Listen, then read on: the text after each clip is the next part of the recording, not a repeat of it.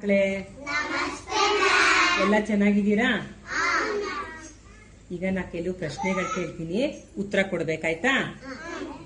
ವಾರದಲ್ಲಿ ಎಷ್ಟು ದಿನಗಳಿರುತ್ತೆ? ಅದ್ಯಾವ್ದ್ಯಾವ್ದು?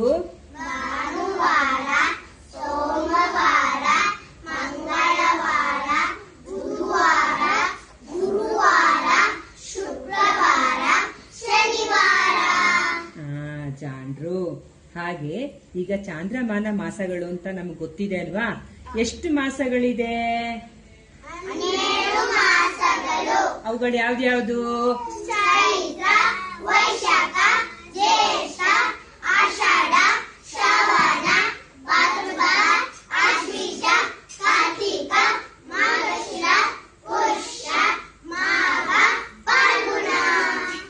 ಜಾಣ್ರು. ಈಗ ನಿಮ್ಗೆ 15 ತಿಥಿಗಳಿದೆ ಅಂತ ಗೊತ್ತಲ್ವಾ? ಅದ್ಯಾವ್ದ್ಯಾವ್ದು ಅಂತ ಹೇಳ್ತೀರಾ?